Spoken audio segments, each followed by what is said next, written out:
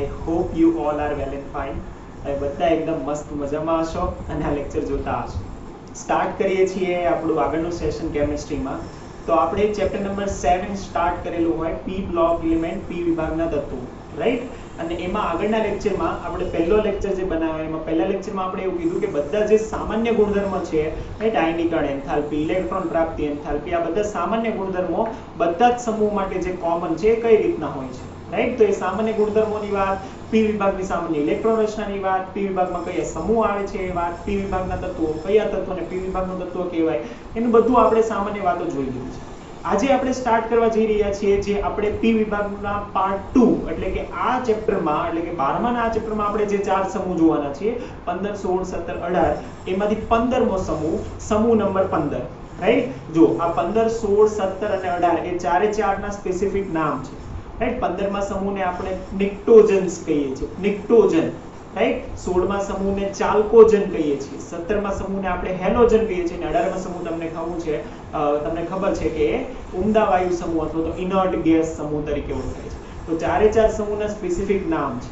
કે ચાલો તો સમૂહ નંબર 15 શરૂ કરીએ છીએ. સમૂહ નંબર 15 એના તત્વો કયા છે? તો સમૂહ નંબર 15 ક્રિપ્ટોજન્સ. 15 નિક્ટોજન, રાઈટ? નિક્ટોજન્સ અથવા તો એને નાઇટ્રોજન ફેમિલી પણ કહેવાય કે પહેલું તત્વ જે હોય ને એના આધારે આખો સમૂહ ઓળખાય. તો પહેલું તત્વ આમાં કયું છે? તો કે પહેલું તત્વ ઓબ્વિયસલી હશે નાઇટ્રોજન, જેના આધારે આખો સમૂહ ઓળખાય છે, રાઈટ? તો નિક્ટોજન્સમાં આવે છે નાઇટ્રોજન, રાઈટ? નાઇટ્રોજન પછી ફોસ્ફરસ, ફોસ્ફરસ પછી આર્સેનિક, આર્સેનિક પછી એન્ટીમની, એન્ટીમની પછી છે બિસ્મથ અને સૌથી મોસ્ટ ઇમ્પોર્ટન્ટ 115 નંબરનું તત્વ કે જેની શોધ અત્યાર સુધી નથી થઈ, રાઈટ? અને હવે એની શોધ થઈ ગઈ છે, એનું નામકરણ પણ થઈ ગયું છે અને એ છે મોસ્કોવિયમ, રાઈટ? MC.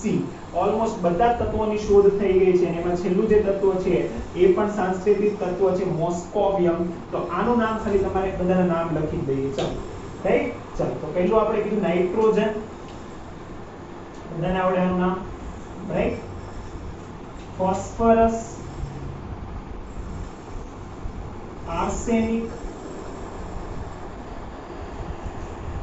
એન્ટીમની અને બિસ્મથ.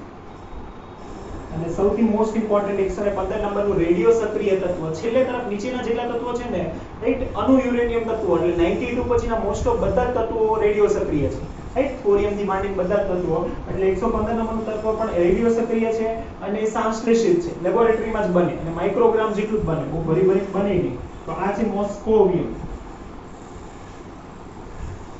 રાઈટ? એ અતિ વિરલ તત્વ છે, વિરલ નહીં, અતિ વિરલ, અલ્પ પ્રમાણમાં બનાવવું પડે અને એ પણ બહુ લાંબા સમય સુધી રહીને એનું ડીકે થઈ જાય, રાઈટ? એનું ચોથું ચેપ્ટર ભણી ગયા ને અર્ધાયુષ્ય સમય, રાઈટ? એટલા સમયમાં એ અડધું થઈ જાય તો આનો અર્ધાયુષ્ય સમય પણ બહુ ઓછો હોય.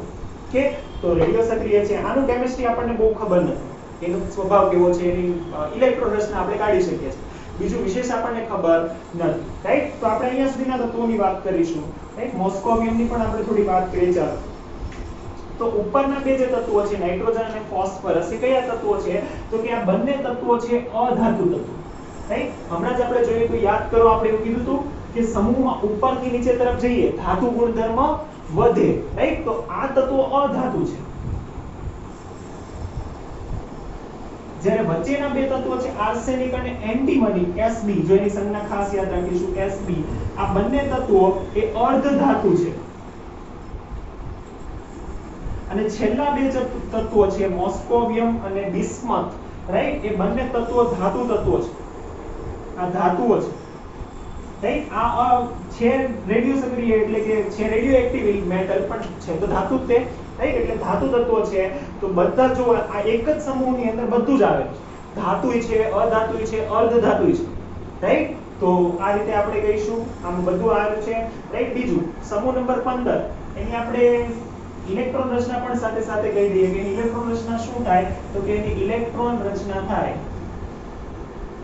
રાઈટ? સામાન્ય ઇલેક્ટ્રોન રચના કહી શકીએ NH2 NP3, સામાન્ય ઇલેક્ટ્રોન રચના NS2 NP3, ઓકે ચાલો હવે આપણે એક એક તત્વનું જે છે ને પ્રાપ્તિ સ્થાન આપણને આપેલા છે અને બધા જ પ્રાપ્તિ સ્થાન જેટલા પણ છે ને એ એમસીક્યુ છે અને 110% હું વારંવાર છોકરાઓને કહું કે જ્યારે પણ એમસીક્યુ કાઢવાના હશે કેમિસ્ટ્રીમાંથી તો એ ટેક્સ્ટ બુકના લાઈન ટુ લાઈન જ એમસીક્યુ આવશે અને લાઈન ટુ લાઈન એમસીક્યુ કાઢવા હોય તો કઈ રીતે કાઢે તો જો હમણાં તે પહેલું નાઇટ્રોજનમાં જ આવશે કે નાઇટ્રોજનની બે આપણને કાચી ધાતુ આપેલી છે ચીલી સોલ્ટ પીટર અને ઇન્ડિયન સોલ્ટ પીટર હવે એના સૂત્રોમાં બહુ કન્ફ્યુઝ થાય છોકરા હું તમને એક થોડી નાનકડી હિન્ટ આપીશ તમે જે રીતે યાદ રાખો એટલે મને કોઈ પ્રોબ્લેમ નથી પણ એક હિન્ટ આપું તમને યાદ રાખવા માટે રાઈટ તો તમને આગળ પણ નામ આવી ગયા હશે કે નાઇટ્રોજનની ખનિજ છે ચીલી સોલ્ટ પીટર અને ઇન્ડિયન સોલ્ટ પીટર ચાલો નાઇટ્રોજનની વાત કરીએ છીએ નાઇટ્રોજન ક્યાં મળી આવે તો કે નાઇટ્રોજનની પહેલી છે આપણને બે ખનિજો આપેલી છે રાઈટ NaNO3 અને KNO3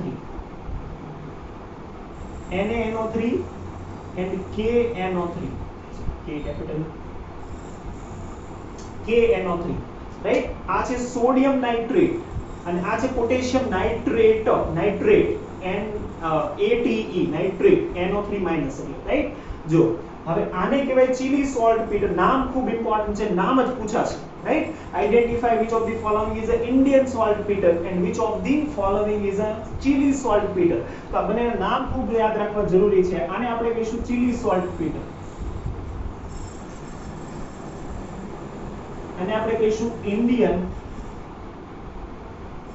સોલ્ટ પીટર હવે જો અમારા માટે તો યાદ રાખવું બહુ ઈઝી છે કેમ કે 1000 વાર આપણે આ જોઈએ ને એટલે યાદ રહી જ જાય એટલું બધું કઈ અઘરું છે નહીં રાઈટ 1000 વાર જોશો તો યાદ તમને પણ રહી જશે પણ જો તમે પહેલી વાર જોતા હોય તમારે યાદ રાખવું હોય તો કઈ રીતે યાદ રાખવાનું તો બહુ સિમ્પલ મેથડ છે રાઈટ આને આપણે સિમ્પલ એમનામ જોઈએ ને તો છોકરાઓ મજાકમાં ક્યારેક એમ કહેતા હોય કે કનો3 એવું બધું બોલે ને રાઈટ કનો3 ને કેનો3 ને એવું બધું બોલતા તો તમે એમ લખી શકો કે આને કાનો રાઈટ આવું લખી શકો કાનો નાનો એવું બધું લખી શકાય બોલી શકો તમે એટલીસ્ટ રાઈટ સમજવા માટે તો આને આપણે કહી શકો કનો કાનો એવું કહી શકો તમે રાઈટ તો કાનો ક્યાં હોય તો કે કાનોડો તો ભારતમાં જ હોય રાઈટ એટલે ભારત ક્યાં છે ઇન્ડિયન રાઈટ કાનોડો કોણ છે Indian that's why it is a Indian salt Peter right આ મેથડ છે યાદ રાખવાની કેમ કે નામમાં આપણું ના ચાલે કે આને ઇન્ડિયન સોલ્ટ પીટર કહી દીધું તો એને ઇન્ડિયન સોલ્ટ પીટર જ કહેવાય રાઈટ બીજું આનું રીઝન એવું છે કે જે મોસ્ટ ઓફ જે ખારા પાણીના સરોવર છે ને હવે આ તો થઈ મેથડ યાદ રાખવાની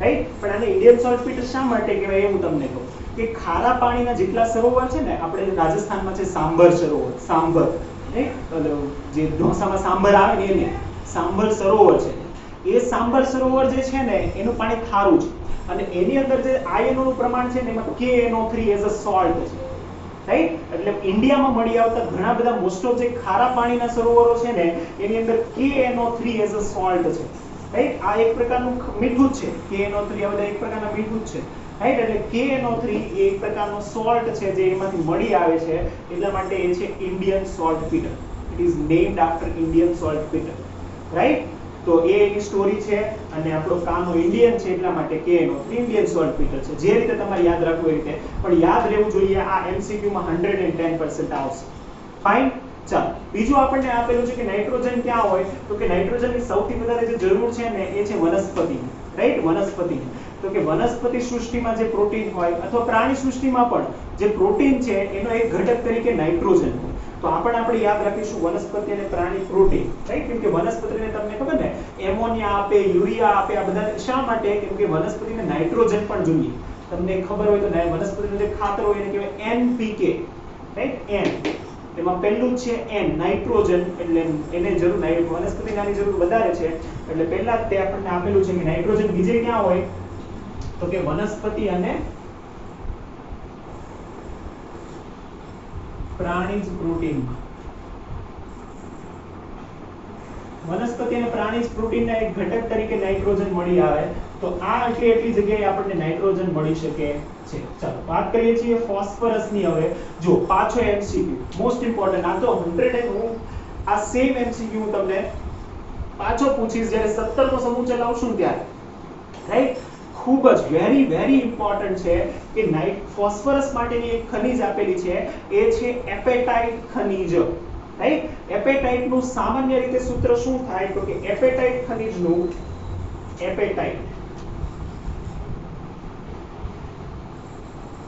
એપેટાઇટનું સામાન્ય સૂત્ર છે અથવા તો એ ખનિજનું સામાન્ય સૂત્ર છે એ સૂત્ર આપણે લખી દઈએ. હવે હું 17મા સમૂહમાં કઈ રીતે યાદ કરાવીશ એ પણ હું તમને અત્યારે કહી દઉં કે એપેટાઇટનું સામાન્ય સૂત્ર છે Ca9PO4 6 into CaX2, right? Calcium phosphate, PO4 - 3 phosphate, CaX2, right? CaX2 આ X તરીકે શું હોઈ શકે તો કે X તરીકે જો ફ્લોરીન હોય, X = ફ્લોરીન હોય તેને કહેવાય ફ્લોરેપેટાઇટ, right? ક્લોરીન હોય તો એને કહેવાય ક્લોરેપેટાઇટ અને OH હોય તો એને કહેવાય હાઇડ્રોક્સી એપેટાઇટ. તો ફ્લોરેપેટાઇટ 17મા સમૂહની ખનિજ છે, રાઈટ? 17મા સમૂહ આવે ફ્લોરીન અને ક્લોરીન. તો હું તમને ત્યારે પાછું પૂછીશ અને ત્યારે હું ડાયરેક્ટ તમને પૂછીશ કે એપેટાઇટ ખનિજનું સૂત્ર બોલો, યાદ રહેવું જોઈએ, રાઈટ? તો આ યાદ રાખવાનું છે Ca9PO4 6 into CaX2. એમાં જો X તરીકે ફ્લોરીન હોય તો એને આપણે કહીએ ફ્લોરેપેટાઇટ. એમાં ક્લોરીન નથી લખતો, ડાયરેક્ટ OH લખું છું, રાઈટ? ક્લોરીન તમને સમજાય જશે, ફ્લોરેપેટાઇટ અને OH હોય તો એને આપણે કહીએ છીએ હાઇડ્રોક્સી એપેટાઇટ. આ એપેટાઇટ એ ખનિજ છે ફોસ્ફરસની, કેમ કે એમાં ફોસ્ફરસ પણ છે, રાઈટ? કેલ્શિયમની પણ છે કેમ કે એમાં કેલ્શિયમ પણ છે, રાઈટ? અને ફોસ્ફરસની પણ છે કેમ કે એમાં ફોસ્ફરસ પણ છે. ફ્લોરીન પણ છે કેમ કે ફ્લોરીનની ખનિજ છે, રાઈટ? તો ત્રણેય માટે લખી શકીએ છીએ. ચાલો, તો એપેટાઇટ માટે આ આપેલું છે. ખૂબ જ અગત્યનું, દૂધ અને ઈંડામાં રહેલું ફોસ્ફોપ્રોટીન એ પણ ફોસ્ફરસની ખૂબ જ અગત્યની જગ્યા છે. ફોસ્ફોપ્રોટીન સ્વરૂપે દૂધ અને ઈંડામાં, ફોસ્ફોપ્રોટીન સ્વરૂપે દૂધ અને ઈંડામાં, રાઈટ? જો દૂધ અને ઈંડામાં પ્રોટીન સ્વરૂપે હોય તો એ ફોસ્ફરસ છે. વનસ્પતિ અને પ્રાણીજ પ્રોટીનમાં નાઇટ્રોજન છે.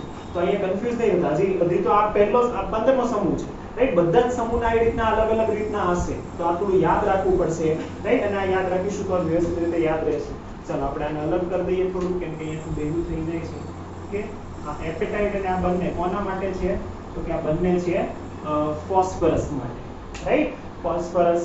તો આ ફોસ્ફરસ માટે આપણને આપેલું છે. હવે આર્સેનિક એન્ટીમની વિશે એટલી બધી આપણને વાત કરેલી નથી. આર્સેનિક અને એન્ટીમની જૂનો જો સિલેબસ તમને હોય અથવા તો જૂની જો રેફરન્સ બુક તમે લો ને તો તમને ઘણા બધા એની અંદર છે ને બિસ્મુથાઇન, રાઈટ? અને એન્ટીમની માટેની અલગ અલગ ખનિજ ને બિસ્મથ માટેની અલગ અલગ ખનિજ ને ઘણું બધું ટેબલ મળે, પણ એ નવા સિલેબસમાં હટાવી દીધું છે. તો એ જૂના સિલેબસમાં હતું પણ હવે નવા સિલેબસમાં એ બધું છે નહીં. તો એ બધી ખનિજ પાછી રિમેમ્બર કરવાની આપણે કોઈ જરૂર નથી કે બિસ્મુથાઇનમાં શું આવે, બિસ્મુથાઇડમાં શું આવે, રાઈટ? બિસ્મથસ સ્પારમાં શું આવે. હવે બહુ બધા નામ તમને મળશે કેમ કે જૂના સિલેબસમાં હતા, રાઈટ?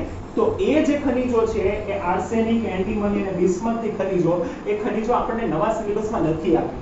તો શા માટે બર્ડન, હેડેક લેવું ખોટું? તો એ આપણે નથી યાદ રાખવાની, રાઈટ? તો એને આપણે જૂના સિલેબસમાં હતું, જૂના સિલેબસ સાથે એને જતું કરીએ છીએ. હા, આપણને એક સ્ટેટમેન્ટ આપેલું છે કે આ એના મોસ્ટ ઓફ સલ્ફાઇડ સ્વરૂપે રહેલું છે, પણ જરૂરી નથી, રાઈટ? જૂના સિલેબસમાં જે આની આપેલી હતી ને એ સલ્ફાઇડ સાથે એની ઓક્સાઇડ બી આપેલી હતી. તો આપણને આપેલું છે તો આપણે લખી દઈશું કે આ શેના સ્વરૂપે હોય તો કે આ ખનિજો એન્ટીમની અને બિસ્મથ એના સલ્ફાઇડ સ્વરૂપે હોય છે. તો આ ત્રણે ત્રણ આપણે કહીશું આર્સેનિક, એન્ટીમની Sb અને બિસ્મથ ની ખનિજો તેના સલ્ફાઇડ સ્વરૂપે હોય છે,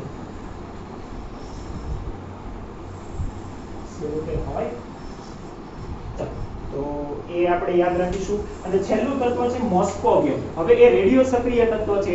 તો શું હોય તો કે કોઈ રેડિયો સક્રિય તત્વમાંથી એને આપણે તારવી શકીએ, એનું સંશ્લેષણ કરી શકીએ, લેબોરેટરીમાં બનાવી શકીએ આ તત્વને, રાઈટ? અને પણ લેબોરેટરીમાં એટલું બધું બને નહીં, એ નેનોગ્રામમાં બને. અને બીજું કે એનું જે ડીકે ટાઈમ છે, અર્ધાયુષ્ય સમય છે, એ પણ કેટલો હોય તો કે બહુ ઓછો હોય, બહુ વખતે નાનું હોય. આથી શું થાય તો કે જેવું આપણે બનાવીએ ને એ પાછું એવું ડીકે થઈ જાય. એટલે આનું અલ્પ પ્રમાણ હોય, એટલે અતિ વિરલ તત્વ છે મોસ્કોવિયમ.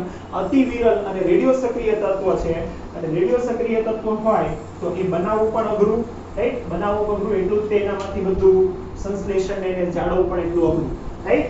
તો એટલા માટે એનું બધું કેમિસ્ટ્રી આપણને નોંધ નથી. તો આ આપણને આપેલું છે પ્રાપ્તિ સ્થાન વિશે અને ફોસ્ફરસ, એના જે ગુણધર્મ, અધાતુ, અર્ધધાતુ એના વિશે, રાઈટ? તો આ બધું જે છે ને સવાલમાં પૂછાવા કરતા પણ શેમાં પૂછાઈ શકે MCQ માં. જો કે બધું એક એક લાઈન જે છે ને MCQ જેવી છે અને મેં તમને એ પણ કહી દીધું કે કઈ રીતે એને યાદ રાખવાનું, કેવી રીતે યાદ રહેશે આ, રાઈટ. ચાલો તો નેક્સ્ટ જે તો હવે તમને અંદર આપેલા છે ને સમૂહ 15 માં એ આપેલા છે સામાન્ય ગુણધર્મ, જે આપણે જોઈ ગયા છીએ. તો એ હું લખવાનો નથી. કયા સામાન્ય ગુણધર્મો છે જુઓ, તમને એ જે છે ને ઇલેક્ટ્રોનીય રચના આપણે લખી દીધી, રાઈટ, સામાન્ય ગુણધર્મ, રાઈટ. બીજું છે પરમાણ્વીય અને આયનીય ત્રિજ્યા, બંને સેમ જેવું છે. તો પરમાણ્વીય ત્રિજ્યા ભણી ગયા આપણે, રાઈટ. અને આગલા લેક્ચરમાં જ આપણે જોયું કે પરમાણ્વીય ત્રિજ્યામાં કઈ રીતે બદલાવ આવે અને એમાં કોઈ અનિયમિતતા નથી. 15મા સમૂહમાં એક પણ અનિયમિતતા છે નહીં, રાઈટ. હા, નાઇટ્રોજન તો બાકીના તત્વો આપણે એવું જોયું, યાદ છે કે સમૂહનું પહેલું તત્વ હોય ને એ બાકીના તત્વો કરતા ઓલવેઝ અલગ ગુણધર્મો દર્શાવે. હવે એ તો બધા જ સમૂહમાં છે, રાઈટ. એટલે એ તો લઘુકુલરિત, સદાચલીય એવું જેવું છે, બધા 18 સમૂહમાં છે. એટલે એનું તો કોઈ ટેન્શન છે નહીં, રાઈટ. એટલે નાઇટ્રોજન અલગ હશે, પરંતુ બાકીનું જે છે ને કોઈ એવી વિશેષ અનિયમિતતા નથી. એટલે 15મા સમૂહમાં પરમાણ્વીય ત્રિજ્યા, એની આયનીકરણ એન્થાલ્પી, એની ઇલેક્ટ્રોન પ્રાપ્તિ એન્થાલ્પી, એની વિદ્યુત ઋણતા, આ બધું કોમન જેવું છે. એટલે એમાં બહુ બધો કઈ વિશેષ ડિફરન્સ નથી. સેમ જે ટ્રેન્ડ છે, કોમન ટ્રેન્ડ ફોલો કરે છે એ તમે જોઈ લેજો. ફાઇન. ચલો હવે આપણે જોઈએ છીએ ભૌતિક ગુણધર્મ. ભૌતિક ગુણધર્મોમાં પણ જો કેટલીક બાબતો તો આપણે જોઈ જ ગયા છે. તો ભૌતિક ગુણધર્મો એટલે શું? તો કે એનો રંગ રેખા બધું, કે એનું બધું કેવું દેખાય છે એ. તો પહેલું જ આપણને આપેલું છે કે નાઇટ્રોજન ફોસ્ફરસ છે એ અધાતુ છે, આર્સેનિક એન્ટીમની છે અર્ધધાતુ છે, અને બિસ્મથ મોસ્કોવિયમ છે એ ધાતુ છે. શા માટે? યાદ કરો, આપણે ભણી ગયા કે નીચેની તરફ જઈએ એમ ધાતુ ગુણધર્મો વધે છે, કેમ કે નીચેની તરફ જઈએ એમ આયનીકરણ એન્થાલ્પી ઘટે છે. તો એ બધા રીઝન સાથે આપણને આપેલું છે, તો એ પણ આપણે જોઈ ગયા. બીજું આપણને આપેલું છે એ છે ભૌતિક ગુણધર્મોમાં આની ઉપરાંત કે ડાયનાઇટ્રોજન વાયુ ને એ બધા જે વાયુ છે ઉપરના એ કેવા છે? તો કે બહુપરમાણુય છે, રાઈટ. જ્યારે આર્સેનિક, એન્ટીમની, બિસ્મથ એ નીચેની તરફ જઈએ ને તો એ બધા બહુપરમાણુય નથી. તો આ શા માટે આવું છે? તો કે આ જે છે ને આપણે નાઇટ્રોજનની અનિયમિતતામાં જોઈશું. બીજું કે બીજા તત્વો જે છે ફોસ્ફરસ, આર્સેનિક એ અપર રૂપો ધરાવે છે, નાઇટ્રોજન પણ અપર રૂપ ધરાવતું નથી. તો એ આપણે નાઇટ્રોજનના અનિયમિત ગુણધર્મમાં જોઈશું કે નાઇટ્રોજન સમૂહના અન્ય તત્વોથી કઈ રીતે અલગ પડે છે, રાઈટ. તો એના કેટલાક મુદ્દાઓ આપણે નોટ કરવાના છીએ, તો એ આપણે ત્યારે જોઈશું, રાઈટ. ચલો આઈ થિંક આપણે નેક્સ્ટ જોવાના છીએ. તો ભૌતિક ગુણધર્મમાં વિશેષ આપેલું નથી, પણ એક અગત્યનું આપેલું છે. જો ગલન બિંદુ અને ઉત્કલન બિંદુ માટે, ગલન બિંદુ અને ઉત્કલન બિંદુ માટે એવું કીધું છે, અને એ નેચર થોડું ડિફિકલ્ટ છે. કેવું છે? તો કે નાઇટ્રોજન થી આર્સેનિક તરફ આપણે જઈએ ને તો એને ગલન બિંદુ અને ઉત્કલન બિંદુ વધે છે. કેમ? કેમ કે નાઇટ્રોજન તો ગેસ છે, ફોસ્ફરસ છે એ બી એના જેવું છે, અધાતુ છે, પરંતુ અહીંયા સુધી આવીએ ને તો વધે છે ગલન બિંદુ. પરંતુ જેમ એન્ટીમની પછી બિસ્મથ તરફ આપણે જઈએ ને તો પાછું ઘટે છે. તો આ એક અટપટો ટ્રેન્ડ છે કે જેમાં આર્સેનિક એટલે ગ્રાફ આપણને મળે ને તો આવો ગ્રાફ મળે ગલન બિંદુ માટે. જુઓ કેમ? તો કે નાઇટ્રોજન, ફોસ્ફરસ, આર્સેનિક છે, તો નાઇટ્રોજન અને ફોસ્ફરસ આર્સેનિક તરફ અહીંયા વધે, અને આર્સેનિક આવ્યા પછી એન્ટીમની, બિસ્મથ માટે ઘટે. નાઇટ્રોજન, ફોસ્ફરસ, આર્સેનિક, અને અહીંયા એન્ટીમની, બિસ્મથ.